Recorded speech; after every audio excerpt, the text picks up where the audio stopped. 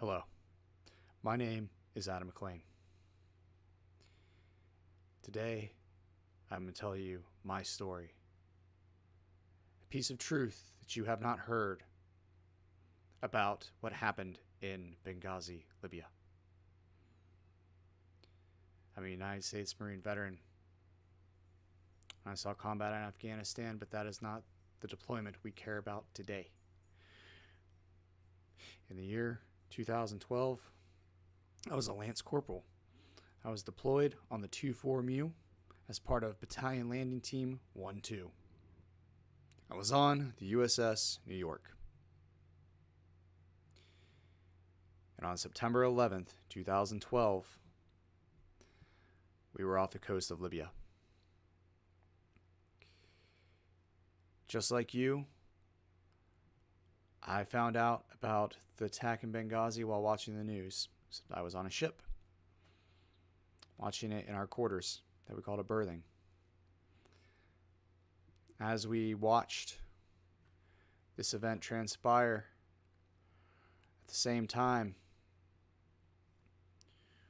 our leadership came in. We were told to get ready for a fight, which we did. We changed out of our regular uniforms into our what's called frog gear, which is essentially our fighting uniform. We got our plate carriers and our helmets ready, put them all in a line down a long hallway on the ship where we would be going soon to load up onto helicopters. We went to the armories and we pulled out our weapons and we cleaned them and we prepared them. Finally, we were issued ammo. Everyone filled their magazines, full combat load. And then we waited. Sparrowhawk, Sparrowhawk, Sparrowhawk. What is Sparrowhawk? Sparrowhawk was our code. And there was a time attached after that would say how long until we were going to get onto the helicopters and that we were going to go in to stop the madness by these terrorists on our embassy in Benghazi. Up ahead, on the first load of helicopters, many of my friends from my platoon they got on the helicopter, and while they were waiting, they seemed to wait a little bit longer. As they're sitting there in their full battle rattle, their full complement of gear, the mission's been set. Everyone knows their part in the fight. Everyone knows what they're doing, except for they don't, because they waited, and now what are we doing? Why are we just sitting here? The men were told to get off the helicopter. Our mission was canceled. And then we spent the rest of the night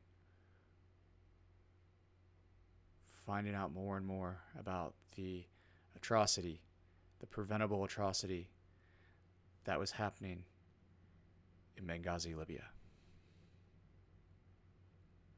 This was preventable.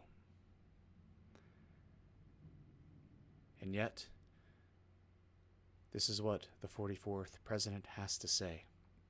The politics of division and paranoia has found a new home. Unfortunately, in the Republican Party, they've embraced wild conspiracy theories by those surrounding Benghazi. There is no conspiracy theory, there was only your failure to act.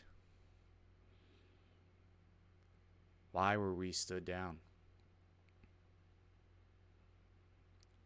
Tell us, Mr. President, why was 1st Battalion Landing Team 1-2 Alpha Company 2nd Platoon stood down while they were on the helicopter ready to deploy to save lives and protect U.S. interests in Benghazi? What's your answer, Mr. President?